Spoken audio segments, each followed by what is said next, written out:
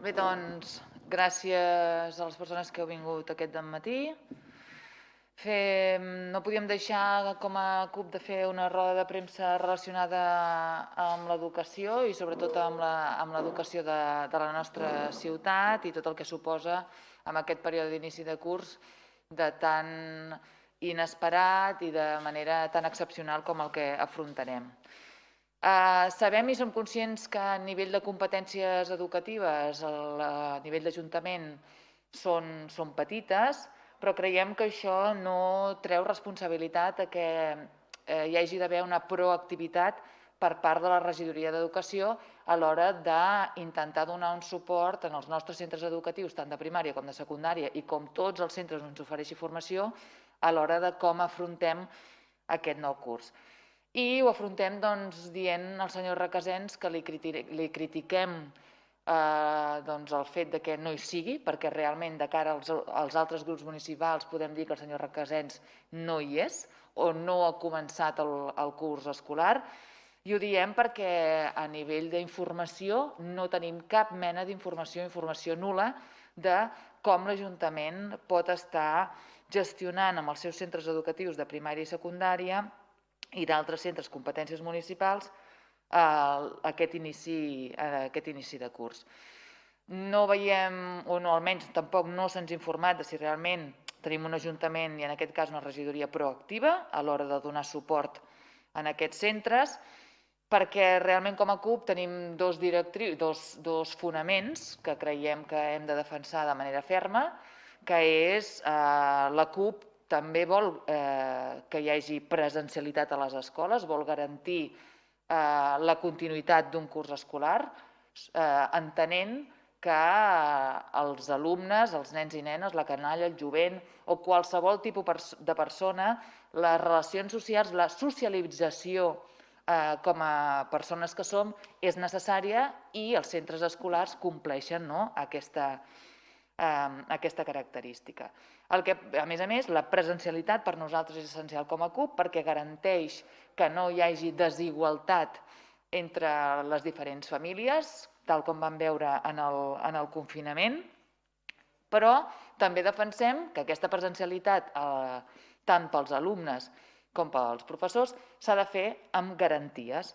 I s'ha de fer amb garanties per l'alumnat i s'ha de fer amb garanties pel professorat.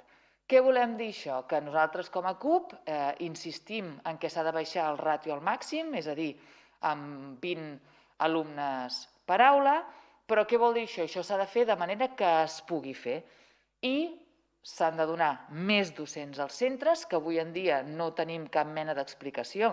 Si realment el regidor Requesens ha demanat explicacions als serveis territorials dient si realment hi ha totes les escoles tenen tots els docents per tal d'iniciar el curs el dia 14 i per tot això no sabem, i aquí sí que anem a veure si el senyor Requesens ho ha fet, que és si realment hem de reduir les ràtios de les escoles dels nostres centres educatius de la ciutat a 20 si tenim suficients espais per donar resposta a aquestes necessitats.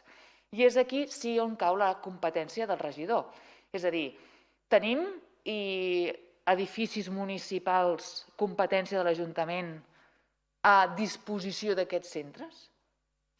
Nosaltres com a oposició no tenim cap mena d'informació, no se'ns ha convocat en cap mena d'espai, no sabem si tampoc a l'hora dels esbarjos, a l'hora de tenir espais externs i de manera àmplia, no sabem si hi ha espais oberts a disponibilitat dels centres educatius. Totes aquestes preguntes nosaltres ens les generem perquè a hores d'ara no entenem que és una proposta que nosaltres també diem com a CUP, és com encara tampoc no s'ha convocat, per exemple, el Consell Educatiu de Ciutat, ara avui encara el Consell Escolar Municipal, per tal de donar aquesta explicació a tota la comunitat educativa.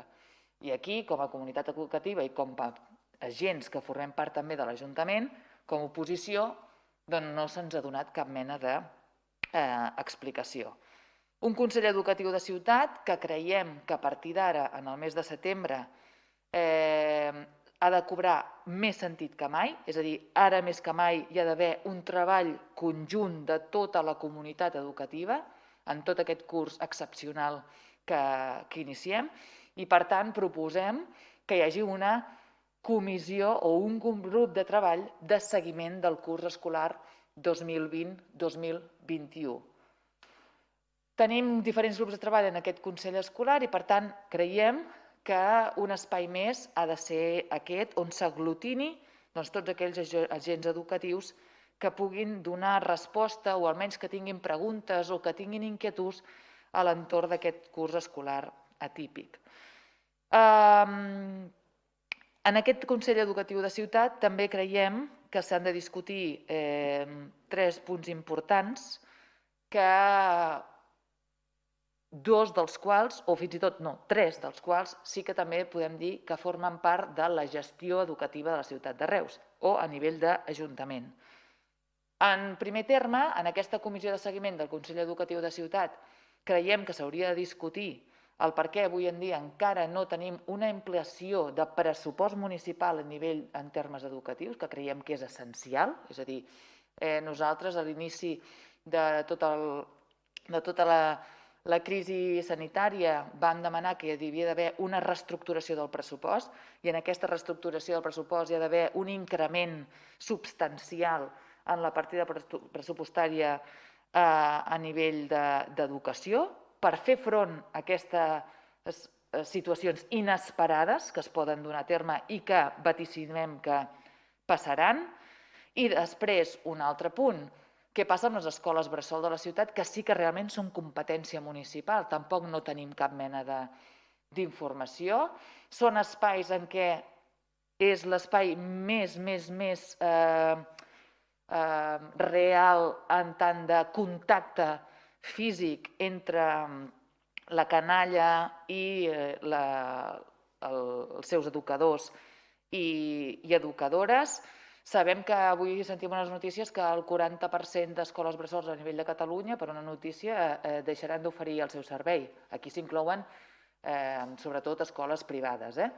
Però què passarà si no es pot garantir el fet d'aquesta conciliació vida familiar i laboral perquè no tenim prou recursos per fer front a aquesta obertura de les escoles bressol i, en el nostre cas, quan realment és la nostra competència.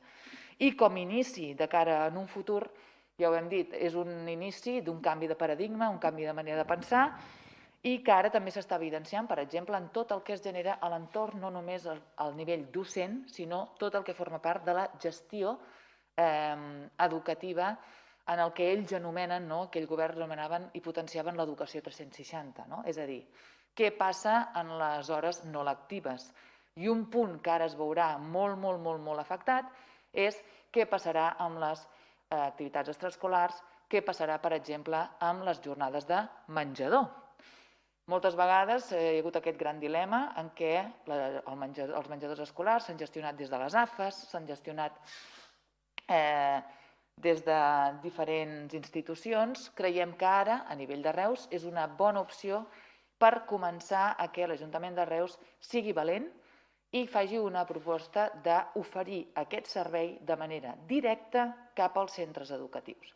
És a dir, hi ha d'haver un procés en què hi hagi una contractació de personal des de l'Ajuntament de Reus per tots els centres a nivell de no només treballadors de cuina, sinó tot el que es genera a través del monitoratge. Creiem que hi ha d'haver una internalització d'aquest servei i ara, més que mai, és un procés en el qual creiem idoni per fer-ho.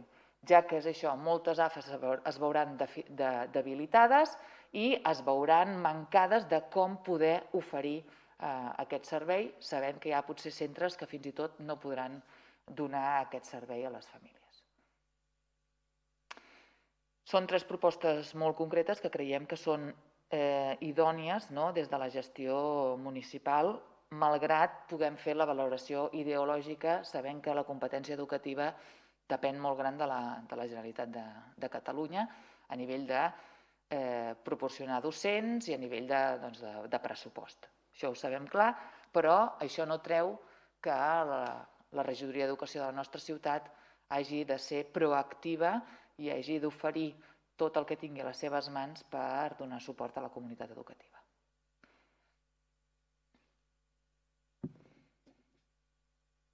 si teniu alguna pregunta.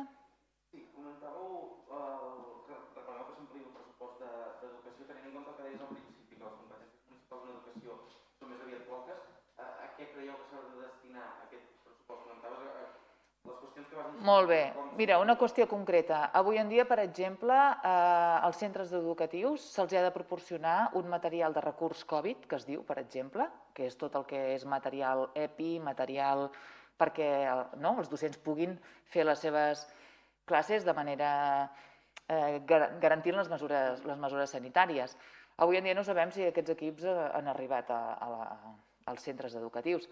Sabem que aquests recursos seran limitats. Sabem que no s'ha fet una gestió a llarg termini de tot el curs escolar de quants equipaments necessitaran cada centre. Doncs a nivell de proactivitat per part de l'Ajuntament podríem ampliar aquest pressupost a nivell d'oferir recursos d'aquestes característiques en els nostres centres educatius. També recursos a nivell de potser ampliar els plans d'entorn. Els plans d'entorn que ofereixen, fins ara oferien un suport, per exemple, en l'estudi assistit, en una sèrie de mesures fora dels horaris lectius en els centres, ara és hora més que mai de potser ampliar pressupost en contractació de més personal que pugui oferir aquesta activitat, per sobretot, una cosa important, oferir la gratuïtat i l'equitat a l'accés a totes les activitats que puguin tenir els alumnes dels nostres centres educatius, perquè això es veurà molt, molt afectat. És a dir, ara hi haurà una desigualtat encara molt més clara de com accedim a l'educació i de quina manera hi accedim. Per això nosaltres diem que la millor manera d'afrontar aquesta desigualtat és la presencialitat a les escoles, perquè ja ho vam veure, és a dir, no només és oferir dispositius electrònics a les famílies, sinó tu has d'oferir uns dispositius, uns suports, però sabent com s'utilitzaran aquells suports. I és evident que hi ha una manca encara molt gran i generalitzada a l'hora de com afrontem les noves tecnologies en la nostra vida quotidiana. I pel que fa a les escoles bressol, no hi vaig entendre si demaneu que s'expliqui què es farà a les municipals, si voleu que s'obrin, que no s'obrin... Nosaltres, com hem dit, les escoles bressol també garantim el dret a l'educació del 0 als 99. Per tant, l'educació, sabem que del 0 al 3, vull dir, encara no és obligatòria fins a una edat, però si nosaltres també diem que hi ha d'haver presencialitat en tots els espais, també creiem que les escoles bressol també han d'estar obertes. Però avui en dia, des de l'Ajuntament, no tenim cap mena d'explicació del per què, si s'obriran, si no s'obriran, i sobretot el que sí que demanem és que si s'obren aquestes escoles bressol, les persones docents, les persones que treballen i que tindran cura de la canalla de les escoles bressol, també han de tenir les màximes garanties de mesures sanitàries cobertes, però sabent que també és un servei que s'ha d'oferir a les famílies per tal de conciliar la seva vida familiar. Però, clar, ho he fet en pregunta perquè realment és pregunta. Avui en dia el senyor Requesens encara no ens ha explicat absolutament res. A una setmana de començar el curs escolar i sabent que moltes escoles bressol podien oferir el seu servei des de l'1 de setembre a molts llocs de la ciutat. El què? No ho sabem. És que és el tema, no ho sabem. No sabem què s'ha fet en tema de les escoles bressol. Durant el mes de juliol vam tenir alguna explicació, però és que no sabem absolutament res. O sigui, no sabem res en matèria educativa del que s'està gestionant, s'està gestant dins d'aquest Ajuntament. Per això creiem que és obvi que aquest senyor hauria de fer una reunió, no només amb els grups municipals, sinó no sabem si també s'ha reunit amb AMPAs, no sabem si s'ha reunit amb els centres educatius. No pot ser que avui el senyor Torra faci una reunió amb tots els directors i directores dels centres, però en canvi el senyor regidor d'Educació d'una ciutat no s'hagi reunit amb els directors i directores. Espero que ho hagi fet, espero, però jo també n'he de ser conscient com a oposició, si ho has fet o no, perquè jo he de fiscalitzar-te la teva feina. Bueno,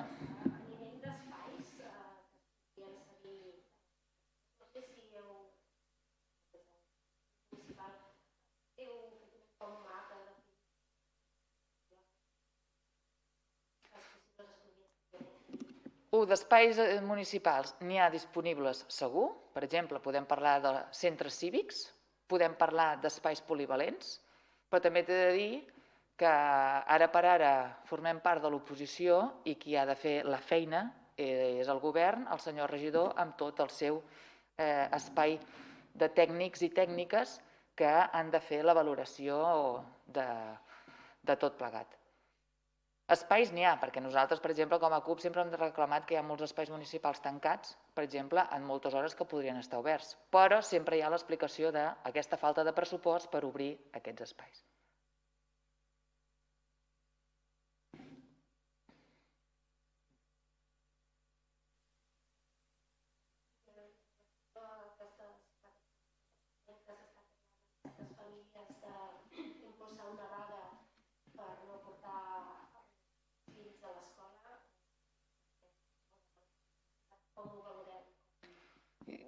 Jo t'ho valoraria des del punt de vista de que com a CUP creiem que sí que s'ha d'anar a l'escola presencialment, perquè creiem que és això, que és un dret que hem de tenir tothom, però que l'hem de garantir de la millor manera possible.